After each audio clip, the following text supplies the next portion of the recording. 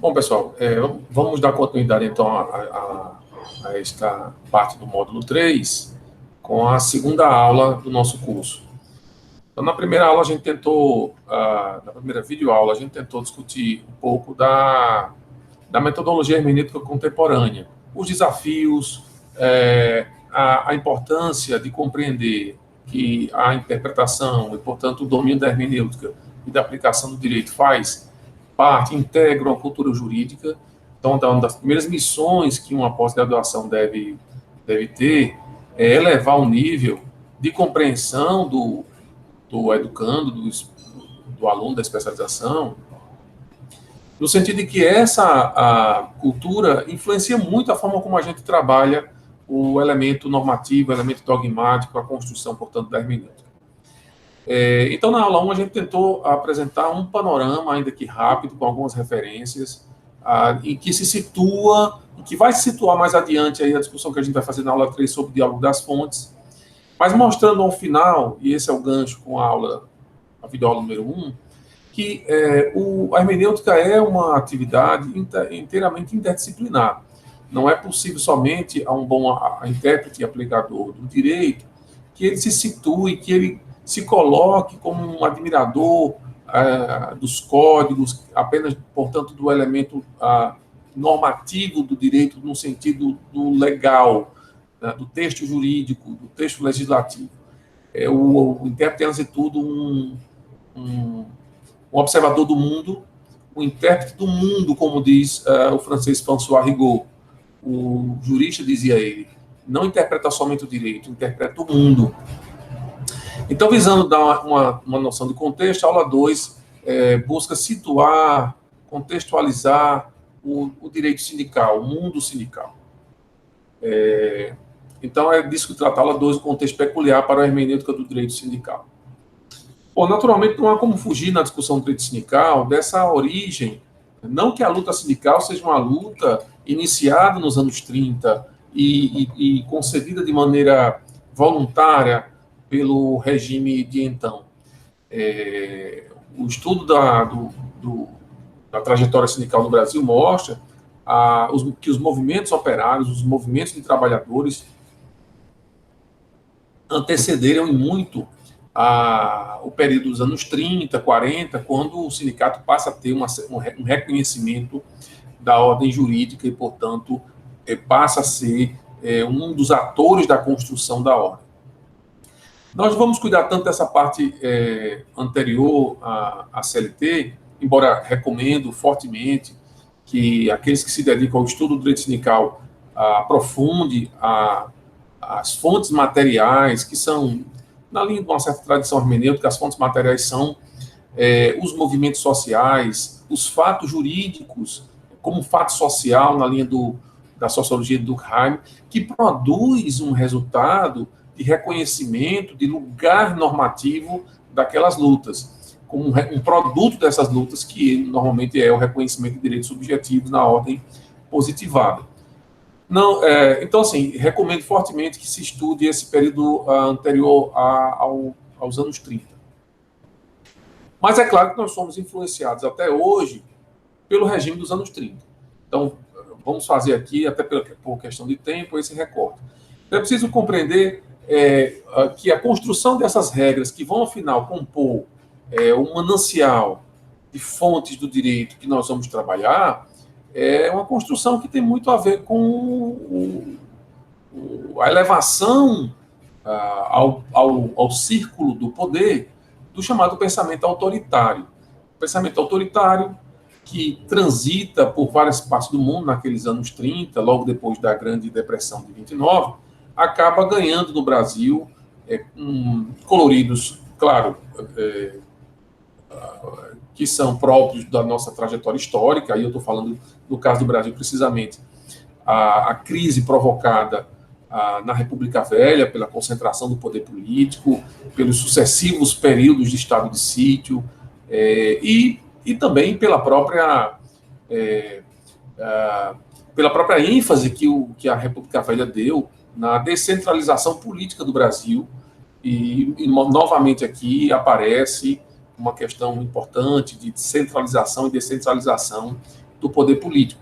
Aqui, portanto, houve uma chegada ao poder de um pensamento autoritário, nacionalista, centralizador, e que vai buscar, no direito comparado, algumas ideias, alguns mecanismos, alguns modelos para construir aquela ordem. Né? Então, a construção da ordem a partir dos anos 30, primeiro, afasta a ideia de que o movimento sindical, de viés anarquista ou não, é um movimento de perfil criminoso. E se aproveita das forças reivindicatórias para acoplar essas forças dentro da ordem por meio de uma engenhosa, sofisticada e complexa estrutura de incorporação do sindicato dentro do corpo do Estado. Então, esse é o modelo que a gente vai ter a partir dos anos 30. É um sindicato que incorpora esses atores aí de maneira forçada, porque o Estado só passa a conceder também benesses e alguns benefícios a quem admite a formalização do Estado pela via do modelo corporativo das primeiras leis dos anos 30, mas, em contrapartida também, isso vai permitindo dar ao sindicato certa musculatura, certa estrutura, certo reconhecimento. Eu preciso relembrar, nessa discussão, que é algo pouco lembrado, que na Constituinte de 33, a Constituinte que deu forma à Constituição de 34, os sindicatos puderam indicar representantes constituintes. Então, assim, a participação do sindicato no cenário político, no palco político, passou a ser bastante importante. Então, nesse cenário de introdução do sindicato incorporando dentro da estrutura do Estado, você tem um perfil corporativo intervencionista do Estado dentro ou em face dos conflitos sociais e econômicos. E esse processo vai, como disse, de maneira muito complexa, atribuindo ao sindicato uma série de possibilidades e também exigindo do sindicato uma certa atrelação ao Estado. Nesse período também, nós vamos ter, e ainda nessa mesma ideia de populismo nacionalista, autoritário, o reconhecimento de direitos trabalhistas. Também precisa aqui contextualizar na etapa, digamos assim, mais importante desse processo, que é o advento da CLT, as contradições que nós vamos encontrar aí. Porque a CLT, como nós sabemos, é um instrumento muito, muito importante, um instrumento, digamos assim, quase que um marco histórico quando se examina a formação das estruturas de direitos subjetivos trabalhistas no Brasil, mas a CLT é um documento cheio de contradições. Do ponto de vista do direito individual, é um documento que incorpora os trabalhadores urbanos a uma certa proteção trabalhista, mas deixa de lado a maior parte dos trabalhadores que, naquele momento, integrava o mundo rural. O Brasil, nos anos 30, 40, era um Brasil rural. O Brasil só começa a se urbanizar, ou só começa a ter a maioria da sua população no meio urbano na segunda metade do século XX. Então, quando a CLT foi editada, nós tínhamos um país rural. Então, aquela edição, a promulgação da CLT, a edição da CLT como decreto-lei, na realidade, protegeu um quantitativo muito limitado de trabalhadores. Então, quando a gente fala assim de 80 anos da CLT, de 80 anos de legislação trabalhista, nós precisamos ver que não é bem assim. Essa trajetória não é para todos. Basta dizer que os trabalhadores rurais só começam a ganhar direitos, só começam a ser reconhecidos como titulares de direitos trabalhistas na transição dos anos 60 para os anos 70, com o Estatuto do Trabalhador Rural, e nessa mesma época, de forma bastante tímida, os trabalhadores domésticos só vêm realmente ganhar dignidade de isonomia, no caso dos domésticos, muito recentemente, na lei complementar, na emenda e na lei complementar de 2015. Os trabalhadores rurais com a Constituição de 88. Então, veja que durante praticamente 50, 60, 70, 80 anos, a CLT foi um diploma, do ponto de vista individual, para trabalhadores urbanos industriais, por exemplo, mas excluindo aí, como o artigo 7º exclui, servidores públicos naquela época, né? Depois foi admitido servidores seletistas, e principalmente trabalhadores rurais e domésticos, que formavam naquele momento um contingente muito importante. Uma outra questão também que eu chamo a atenção nessa tela para 2 trabalhos, tá, gente? Esses 2 trabalhos assim são bastante importantes, não que outros não sejam, mas esses são bem importantes.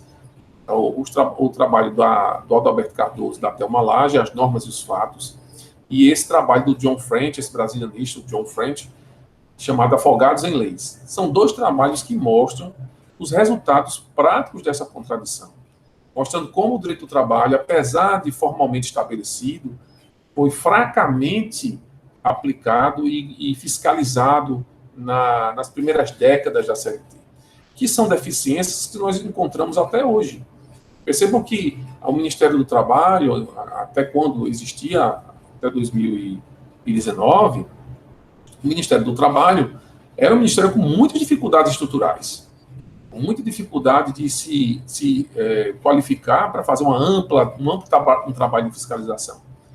Esses autores mencionam que esse esforço de fiscalização, na realidade, nunca fez parte da agenda governamental, nem naquela época e nem época alguma. E há um grande desestímulo a cumprimento de leis trabalhistas no Brasil, porque a fiscalização é muito fraca, essa é a tese especialmente do Adalberto Cardoso, da Thelma Lage. A fiscalização é muito rarefeita, é muito deficitária, e as condenações também são muito baixas em termos de multas. Isso fica bem evidenciado, por exemplo, como nós percebemos a baixa incidência de execuções fiscais na Justiça do Trabalho, fundadas em certidões de dívida ativa decorrentes de penalidades. Como a União não ajuiza, a Procuradoria da Fazenda não ajuiza execuções em valores abaixo de R$20 mil, há de presumir que as multas, quando acontecem, não são em valores tão altos assim. De modo que essa baixa fiscalização acaba sendo um estímulo ao descumprimento da lei, que vai impactar não somente no direito individual, mas também no direito coletivo. Porque cria-se aí uma cultura de descumprimento da lei, que também o sindicato terá dificuldade de dar respostas com as suas estruturas e com as possibilidades que o sindicato tem à mão para negociar, quando você tem, de um lado, um ator, que é o empregador, que muitas vezes entende, sabe, compreende que os riscos a que está submetido são riscos baixos. Também nessa ideia de integração do sindicato naqueles primeiros momentos ao Estado, é preciso destacar a própria representação classista, né, os vogais, depois chamados de juízes classistas, após 88, eram representantes profissionais e da categoria econômica na Justiça do Trabalho, construía na Justiça do Trabalho essa ideia de representação paritária, mas mais do que isso, preciso ver também que esse tipo de estrutura acabou sendo um fortíssimo meio de cooptação. Então, o novo sindicalismo não se libertou completamente disso, não houve um movimento, mesmo dentro do novo sindicalismo, para extinguir essa representação classista, ainda que seja reconhecida a representação classista, até quando existiu, um meio fortíssimo de cooptação dentro da estrutura corporativa, autoritária, do modelo dos anos 30. Então, essa representação classista só vai terminar no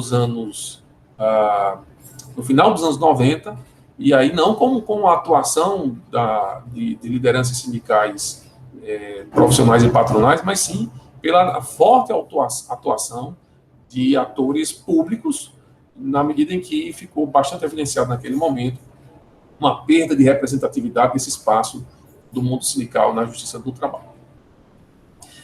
Mas, evidentemente, que essa consideração das dificuldades do mundo sindical e dos atores sindicais em decorrência do modelo que foi adotado nos anos 30, não afasta em absoluto os avanços que esse modelo produziu. Por isso que eu mencionei há pouco, no início dessa videoaula, que é preciso entender as contradições da construção do direito do trabalho no Brasil e do direito sindical no Brasil. E aqui está uma contradição. Apesar de um objetivo de controle, um objetivo de cooptação, um objetivo de incorporação das forças, de sufocação das forças sindicais pelo Estado, e aí, como nós sabemos, a própria Justiça do Trabalho faz parte desse processo sob o manto dos dissídios coletivos, nós temos que reconhecer que houve, a partir do sindicato, também muito avanço. Destaco aqui, para uma reflexão sobre esse tema, o livro do José Murilo de Carvalho, Cidadania no Brasil, em que, em várias passagens, a questão sindical é trazida como importante para a construção da cidadania. E como é que a gente pode perceber isso? Primeiro, porque ao sindicato foi dado uma capacidade nomogenética. Quer dizer, os sindicatos puderam construir, dentro das limitações dos entendimentos, nos acordos e convenções coletivas, mas ainda houve, apesar das dificuldades, muitos avanços. Em algumas categorias, avanços significativos, avanços que deram aos trabalhadores de algumas categorias mais organizadas, mais fortes, uma condição estatutária, no sentido de estatuto de empresa, muito superior ao que a CLT assegurava. Essa condição só foi possível porque a estrutura do sindical permitia a construção de normas autônomas, de textos normativos autônomos. Aqui eu me refiro especificamente ao acordo coletivo de trabalho e à convenção coletiva de trabalho. Bom, eventualmente, quando essa estratégia, esse espaço de produção normogenética de normas autônomas, de textos normativos autônomos, não funcionava, ainda havia a possibilidade de se buscar a justiça do trabalho.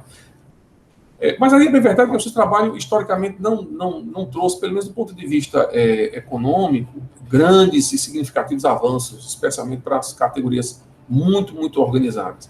Mas para algumas outras categorias, assegurar, por exemplo, o reajuste automático de salário foi uma questão importante. Um ponto também que chama muita atenção aqui como também esse modelo sindical, apesar da sua origem, mostrou, no âmbito dessas contradições, um protagonismo do ponto de vista da construção do acesso à justiça notável. Se a gente imaginar que até hoje o Congresso Nacional tem muitas resistências para regulamentar um código brasileiro de ações coletivas, mas a coletivização do direito processual do trabalho e, portanto, do direito processual brasileiro tem no direito do trabalho, portanto, no direito processual sindical do trabalho, suas origens mais remotas e mais interessantes. Então, assim, quando a lei assegura, por exemplo, a substituição processual ao sindicato em diversos temas, e a discussão da ampliação dessa substituição a gente vai ver mais adiante, ao longo das próximas videoaulas, quando o direito do trabalho fez isso, o direito processual sindical do trabalho fez isso, na verdade, plantou a semente de uma ação de classe, a class action brasileira, que nunca se aperfeiçoou completamente, mas foi um avanço significativo.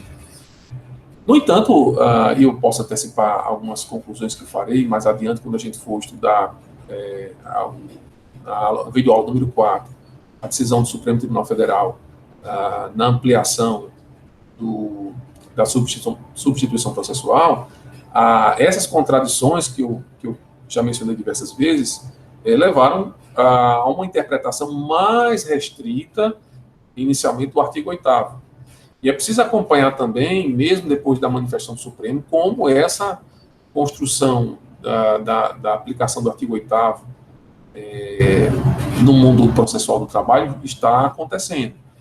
Porque há uma visão, dentro dessa contradição que eu mencionei, uma visão conservadora quanto ao papel do sindicato. A ideia sempre é deixar o sindicato dentro de um espaço mais controlado de atuação, para que ele também não possa ser um ator de grande expansão e de grande protagonismo. E um exemplo disso que eu mencionei agora é o modelo da Constituição de 88. Eu costumo utilizar nas minhas pesquisas essa ideia de modernização conservadora, que não é uma ideia nacional, da literatura nacional, é uma ideia originalmente desenvolvida pela sociologia e pela ciência política para examinar os modelos de alguns países, os modelos políticos de alguns países como o Japão e depois a Alemanha, mas que no Brasil tem sido aproveitada para tentar explicar exatamente a forma como nós saímos de alguns regimes autoritários, avançamos para uma constitucionalização de viés democrático, mas conservamos estruturas difíceis de serem explicadas num regime democrático. Então, a modernização conservadora é um fenômeno que tenta entender, tenta compreender exatamente a preservação de algumas instituições jurídico-constitucionais, por exemplo, mesmo diante de um cenário em que deveríamos, por exemplo, partir para construções inteiramente novas, alinhadas, afinadas com as expectativas de determinado momento. E isso aconteceu em 88, uma modernização conservadora, na medida em que a liberdade sindical já anunciada na Convenção 87 da OIT não foi acolhida pela Assembleia Constituinte, pelo menos não foi acolhida integralmente. Mas, apesar de ser reconhecida a autonomia do sindicato, aqui eu estou falando, me referindo especificamente à autonomia administrativa, por exemplo, não pode o Estado interferir em eleições, na organização interna, na elaboração do estatuto.